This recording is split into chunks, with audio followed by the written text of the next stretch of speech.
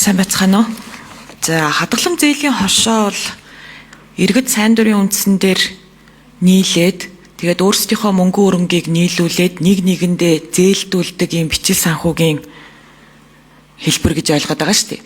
За тэгээд өнгөрсөн хугацаанд бол хадгалан зээлийн хошоотой холбоотойгоор энэ схем нь өөрөө гажуудсны улмаас бий болсон алдаа завхарлуудын талаар бас манай гишүүд ярьж илээ. За тэнгууд энийг нь засахын оронд бүр одоо ахаад гажуудл бий болох хүч ийм одоо нөгөө үндсэн арга хэлбэрээс нь бүр хальтсан ийм юм оруулаад ирж байгааг би бол бас гайхаад байгаа. Тэгээ одоо энэ за дараах их усүрээс хөрөнгө бүрдүүлнэ гинэ хөрөнгө. За тэр гишүүний хувь хөрөнгө гишүүний хадгаламж ойлгомжтой. За дээрэс нь банк санхүүгийн байгууллага нөгөө санхүүгийн оршуудын нэгдсэн төвөөс зээл авах юм гээд. Нөгөө санхүүгийн оршуудын нэгдсэн төв нь одоо хаанасаа зээл авах юм, яаж мөнгө төвлөрүүлэх ойлгомжгүй. Төсөл хөтөлбөр хэрэгжүүлэх зорилгоор авсан санхүүжилт гэдэг байгаа.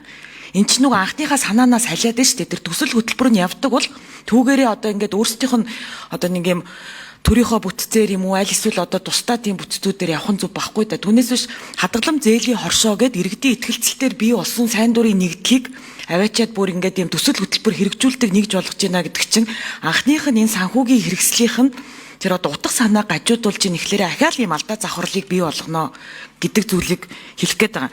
За тэгээд энэ 11-2 очроод гишүүн түрүү уншид өгөөдсөн.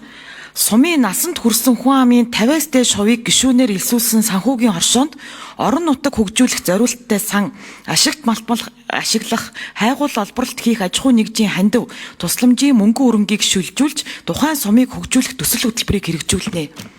Энэ тэр тухайн суман дээр бол одоо энэ саяны дурдсан тэр орон нутгийн хөгжлийн сан энэ төр чинь тусдаа зорилтоор өөрсдөө ингээд тусдаа хуулийн зохицуулалтаар хэрэгжиж штэ. Тэгээ одоо яах юм? Монгол Ардын нам тухайн сумын гишүүдийн 50%-аас тухайн сумын иргэдийн 50%-аас дээш хувийг оролцуулчаад тэгээд ийм тусгай хөтөлбөр хэрэгжүүлэх гээд байгаа юм уу? Ийм л зүйл харагдаад байна штэ. Тэгээ одоо мэргэжлийн байгууллага нь яагаад энэ дээр санхүүгийн зохицуулах хорооны гишүүд нь яагаад энэ дээр ийм хэлдэггүй? Мэргэжлийнхаа тэр байгууллагын үйл ажиллагааг хамгаалахгүй ингээд суугаад идэм бэ. Энд чинь ингээд бүр гажуудаад бүр халиад сав хүрээнээсээ хальцсан байна штэ. Монгол банкны сая төлөөлөл хэлж гин энэ хадгаламжийн даатгалын корпорацийг бас ингээд эн чинь ингээд анхных нь утга учраас гажуудуулах гэж байна гэж зүв штэ. Тэгээ яагаад Монгол банкаас сонсдгүй юм. Тэгээ санхүүгийн зохицуулахаараа яагаад ингээд нэг мэргэжлийнхаа салбарынхаа үйл ажиллагааг нэг хамгаалаад яг юм сонгодог утгаар нь явуулах юм а боддгүй юм бэ.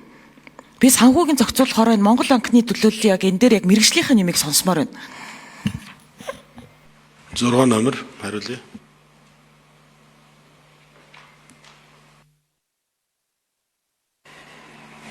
За жаргалан гишүүний асуултанд хариулъя. Жамбаа Жамцвайн. За санхүүгийн зохицуулахаараа хуулиараа 4 үндсэн санхүүгийн салбар зохицуулж байгаа. За түүний нэг нь бол энэ бичил санхүүгийн салбар болох хадгалам зээлийн хоршооны салбараар санхүүгийн зохицуулахын орооны зохицуулалтанд одоо 20 жилийн хугацаанд л явж байгаа. За 11 онд бол шинэ хууль бий даасан анхудаа Монгол улс хадгалам зээлийн хоршооны хуультай болсон. За Монгол улс бол хоршоологчдын бол одоо 100 гаруй жилийн түүхтэй ийм зохицуулалттай орн байгаа. За тэгээд санхүүгийн зохицуулахаараа бол яг энэ салбараа хөгжүүлэх чиглэлээр ялангуяа энэ бичил санхүүгийн хөгжүүлэх чиглэлээр энэ хуулийн төслийг бол боловсруулад олон улсын одоо байгууллагуудтай хамтраад яг гадаад улсын жишгт нийцсэн байдлаар загвар хуулийн үндэслэж энэ хуулийн төслийг бол боловсруулсан. Тэгэхээр энэ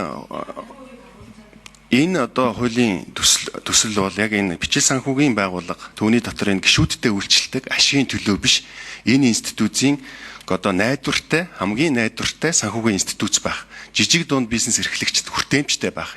Гишүүддээ одоо санхүүгийн үйлчлэгээ гэдэг хүртээмжтэй хүргэх ийм онцлогоор нь бол оруулж ирж байгаа. Боловсруулсан. Тэгээ санхүүгийн зохицуулахаараа яг энэ өнөөдөр бол энэ тоонуудаар бол харж байгаа нийт одоо зээлийн нийт Монгол улс дахь зээлийн 0.6% нь л хадгалам зээлийн хоршооны зээл байгаа. Гэтэл нөгөө талдаа хүүний хувьд бол банкны зээлийн дунджаас одоо арай өндөр ийм хэмжээтэй байгаа. Гэтэл одоо би түрүү хэлсэн зээлийн чанар бол одоо Монгол улсад зээлийн үйл ажиллагаа явуулдаг 4 төрлийн институтээс хамгийн зээлийн чанар багтаа нийт системийн хэмжээндээ бол 3% зээлийн чанар одоо чанаргүй зээлийн хэмжээнд 3% таа байгаа ийм институт байгаа. Тэгэхээр бид нар бол одоо хамгийн гол зүйлүүд бол энэ хоршоог хоршооны хадгалам зээлийнх нь одоо санхүүгийн үйлчлэгийг энэ хоршоогоор дамжуулж санхүүгийн хоршоогоор дамжуулж явуулах энэ боломжийг бол энэ хуулиар бол зохицуулж өгч байгаамаа. Тэр таны энэ бол жаргалан гишүүнээ нөгөө хилцэх хэсгийг шийдэж байгаа энэ хувилбар. Тэгээд одоо дараагаар нь бол таны тэр гаргаад байгаа тодорхой саналуудыг бол ажлын хэсгийн хүрээнд бол ярих бүрэн бололцоотой. Бидэд бол төсөл хөтөлбөрийг ингэж ойлгож байгаа. Хуулийн төслөөр тодорхой юм зорилттой бүлгүүд рүү чиглэсэн олон улсын байгууллагууд, ялангуяа хөдөө орон нутагт, алсагдмал бүс нутагт ийм ажлууд бол маш ихээр олон улсын байгууллагууд бол хийдэг. За тэр байгууллагууд бол үйл ажиллагаа нэлээд доктортой, засаглал сайтай, олон гишүүний оролцоотой ийм хадгалам зээлийн санхүүгийн оршоодоор дамжиж тэр төсөл хөтөлбөрөө хэрэгжүүлэх, за санхүүгийн үйлчлэгээний хүртээмжийг багасгах, зээлийн хүүг бууруулах, жижиг дунд бизнесийг санхүүжүүлэх ийм зорилготой бас төсөл хөтөлбөрүүд хэрэгжих бүрэн бололцоотой байдаг. Тэгэхээр энэ боломжийг энэ хадгалам зээлийн хоршоодод бол хуулиараа нээж өгч байгаамаа л гэж харж байгаа. Баярлалаа.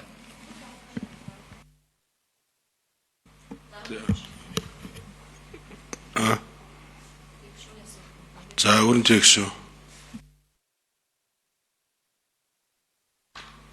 За жаргалан гишүүний асуултанд нэмэлт тодруулах.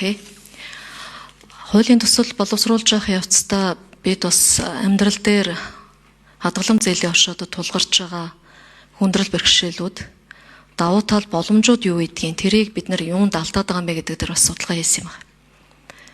За Баян-Улгийн аймгийн Цэнгэл хоршоо гэж хоршоо би бас нэр дуртад хэлчихэ гэж бодож байна. Маш сайн ажиллаж байгаа хоршоо. Жинхэнэ санхүүгийн хоршоо ямар хэлбэрээр байх вэ гэдгийг тэнд бол гаргаж чадж байгаа. Тэгээ тулгамдж байгаа асуудлууд дээр бол яг олон улсын төсөл хөтөлбөрүүд гэдэг юм уу эсвэл аж ахуйн нэгж байгууллагууд ч гэсэн орон нутгийн хөгжилд зориулаад хөрөнгө оруулалт хийе гэхээр хин нэгэн хүн хин нэгэн компаниар дамжуулаад хийхээс илүүтэй олон улсын жишг энэ кредит юнион гэдэг энэ хадгалам зээлийн оршоо санхүүгийн оршоогоор дамжуулаад хийдэг юм жишгүүд байдаг юм. Энэ боломжийг нээж өгөхөөр хийсэн заалт нь магадгүй гишүүдэд бас их буруу ойлголт төрүүлээд байгаа учраас хэдүүлээ энийг ажлын хэсгийн явцад бас дахин ярьж засах боломж гарах байхаа гэж ингэж бодож байна гишүүн.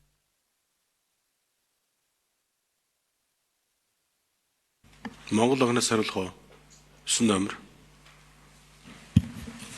За жаргалан гишүүний асуултанд тодруулаад хариулъя. Ер нь Монгол огны үндсэн зорилт бол үнийн доктортой байдал буюу нэг зорилт, хоёрдугаарх нь банк санхүүгийн тогтолцооны доктортой байдал гэдэг. Тэгээ энэ тогтолцооны доктортой байдлын нэг хэрэгсэл нь бол хадгаламжийн даатгалын корпорац гэдэг 2013 онд банкнд мөнгө хадгаламж буюу хадгаламж эзэмшигч мөнгө өрнөхийг даатгаснараа тухайн банкнаас одоо мөнгөд хадгаламж найдвартай байдлыг хангах, санхүүгийн доктортой байдлыг хангах зорилгоор авчирдаг. Гэтэл энэ санхүүгийн оршооны тухай зөвлөлт маань болохоор зөвхөн гишүүдтэй өөрчлөлтөд, гишүүд нь өөрсдөө эрсдлээ хүлээх ёстой бай зүйлийг банкны тогтолцооны одоо нийт эрсдэлд хамааруулах буюу энэ хэрэгслийг өөр зорилгоор ашиглах юм шиг ийм хууль орны зөрчилдөг үүсэж учраас энэ дээр бас анхаарч үзээч гэсэн саналыг үзэл баримтлалыг дэмжиж байгаа ажлын хэсгийн одоо байгууллагад явхад энэ холбогдох залтуудыг өөрчлөх боломжтой гэж үзэж байна.